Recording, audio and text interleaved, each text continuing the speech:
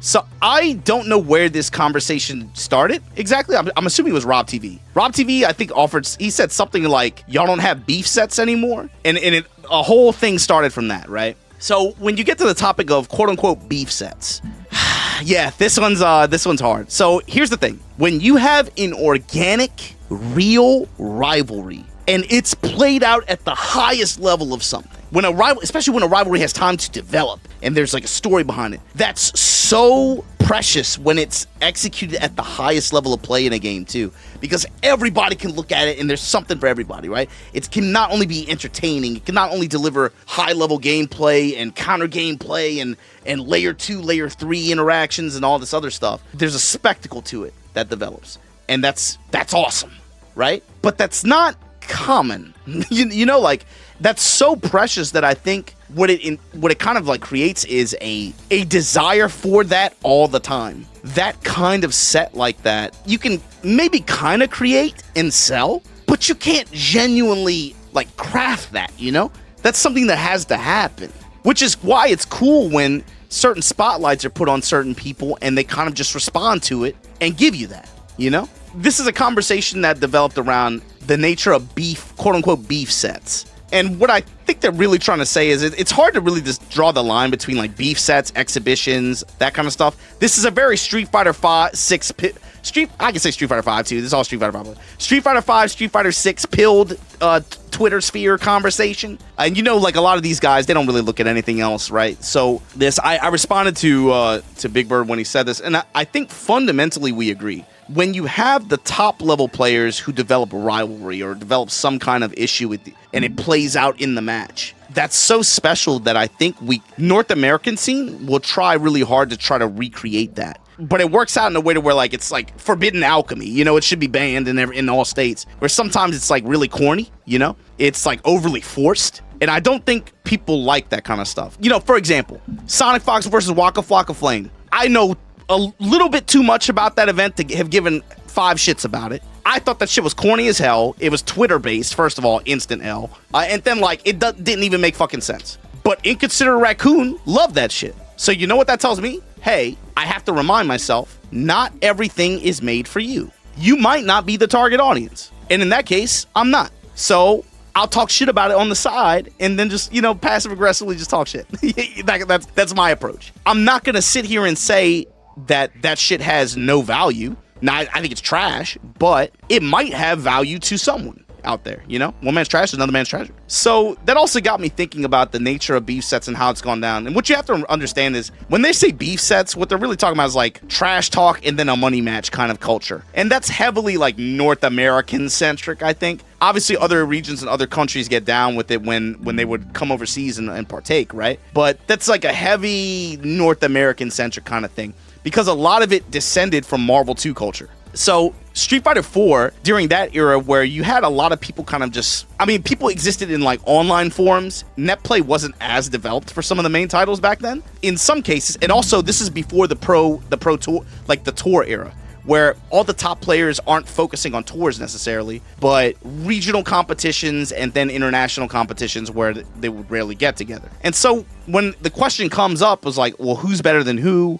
I think I'm better than this person over here. I think this player is better than this person over here. These conversations would happen online, but people would gather at regional events or larger gatherings or large, you know, majors or something, and they would play sets to test that. Sometimes, more often than not, they put money on it, right? Now, mind you, there are some issues with these sets, like on a lot, like sometimes they don't make sense, right? So it's like, if I say, hey, I think the sky is green, and this guy, Dreamsea, says, no, you're an idiot, the sky's blue. All right, well, shut the fuck up, bitch. Play me in a 1st to 5, and if I win, the sky's green. That's not how that works. You know, like people playing to settle arguments, that's stupid as fuck. But if it's more about like personal issues with each other or your estimation or your valuation of me or this person as a player, that kind of thing was commonplace. The thing is now, tours are so much more developed and focused, and international competition infrastructure is so much more developed now. Top players in games like Drive, Tekken, Street Fighter, those kinds of game players are now more raw focused on the international comp, but more importantly, the circuit. So that kind of like softens the regional rivalry in some places, especially in places like North America. But I get where Adele's coming. I get where Big Bird's coming from, and I fundamentally agree with that. I don't like it when that shit is forced, or if you're gonna synthesize some kind of thing, you better be able to sell it. So it forced me to think about, well, what were some instances of beef, quote unquote, beef sets or exhibitions where it's not necessarily the top players, right? Because that's really the underlying subtext here of these kinds of posts and stances is I don't want to watch subpar gameplay. I'm too good for that. That has no value to me. Well, what I would say is this. This was a Tekken 8 set. Now, just putting this out there for people that didn't see this or didn't know about this kind of stuff. Some of this stuff happened during the pandemic. And like I said, this is a conversation directed to like the Street Fighter pilled players who, they don't look at shit. So they don't look at shit outside of Street Fighter, so they don't really know. This was Furumizu versus Haisha. Furumizu is a longtime Tekken player, mostly probably associated with Lei, most strongly associated with Lei. Haisha is a Japanese Brian player. This was a Tekken 7 set that happened. And what I want to showcase to you is this. This is something that was really cool about this, was the way Kurokuro presented this set. They had interviews at first. And now what made this unique was that this was an actual beef set. You might be thinking, wait, what? People beefing in Japan? Let me explain to you what the beef was. It's this whole first to 10 that happened was built around Haisha and Furumizu went to the same high school together. They were in the same grade. They have a sports festival at the high school where all the students in the same class were put on different teams to play in a soccer tournament, Haisha is on a different team from Furumizu. They haven't really interacted before. Furumizu asks Haisha to borrow his goalie gloves. According to Furumizu, the way Haisha responded was like, fuck no. No, get out of here. Like very like quick, like absolutely not. But then he found out that he let someone else use the glove.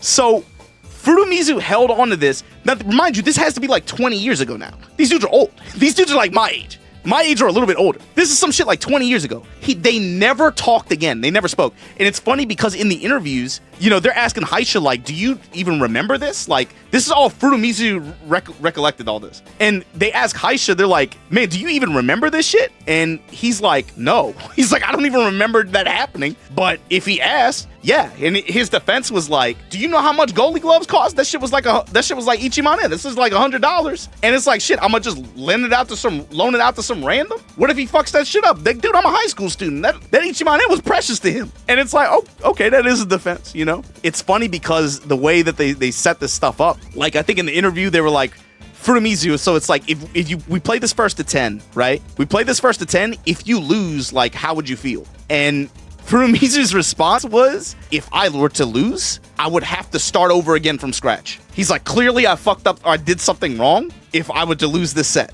And just like you have all this dialogue, all this like back and forth over a fucking goalie glove, over goalie gloves, dog. And it's like, that's how deep that shit cut. Like, it sounds stupid, right? But the way they presented it was really cool. And actually the way the event was shot was really interesting too. It was kind of like the way the set goes down.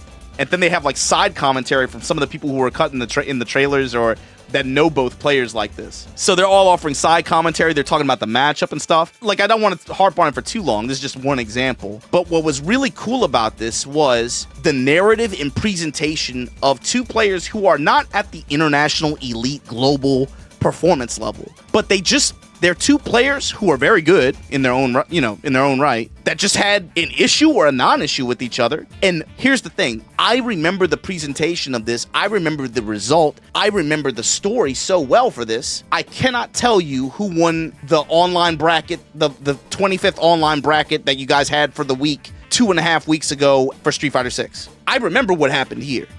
All this bullshit came to a question that I think is actually pretty cool and kind of profound. Furumizu gets asked, okay, if you win, like, not beef necessarily, but like, is it squashed? Like, can you think you guys can be friends? Are you guys cool after that? And Furumizu asks a question that I think is kind of profound that I don't think we consider. He says, look, we're both players. We both play Tekken. But just because we play the same game, just because we're from the same place, does that mean I necessarily have to like him? What do you think? And like, that's how the interview ends. He ends it on a question. Just because we play the same shit, just because we're from the same place, do I have to fuck with him like that? You know? It's a valid question. It's a valid question. And it's not through fault of their own, but obviously like Street Fighter 5, Street Fighter 6 generation, so far, with the exception of some individuals, a lot of their shit I think got pushed online. You know, like I want to say last year was it like Pokey versus Stacks Brackford or some shit like that. It was just like online Discord beef or whatever. That shit is not gonna hit the same way. It's just not. It's not that interesting. You gotta work harder to sell it. With, you know, with all due respect. This is another one. These two had can I have? These. This was a set. This is now what, 7 years ago? 6 years ago? This was a big set. Daigo's Kimono Michi, right? This happens, Kimono Michi 2, and of course Tokido versus Daigo, which happens right after this set, kind of stole the show. But that set, which was, again, global elite level competition, long history between the two players, and that one, you know, captivated a lot of people. But this was a set, I mean, Tanokana and Yu are, you know, obviously very strong players, but I don't think anyone's expecting them to beat like Arsenal Ash in bracket, right? Nonetheless, their experience is just as valuable as anyone else's. Their relationships, be it rivalries or whatever, is no more or less valuable than anyone else's. That's the whole point of all this stuff. It's supposed to be about what you bring to the table when you pick up the sticks, and everybody has the same baseline. When we try to create these separations between the elite level players and people who are in the middle, people who are at the bottom, it kind of loses me, you know? And I think that mindset is dangerously close to that slope, is what I'm saying. But this was a hot set. Yu versus Tanokana, they have had history, and watching it play out in a long set like this was really dramatic.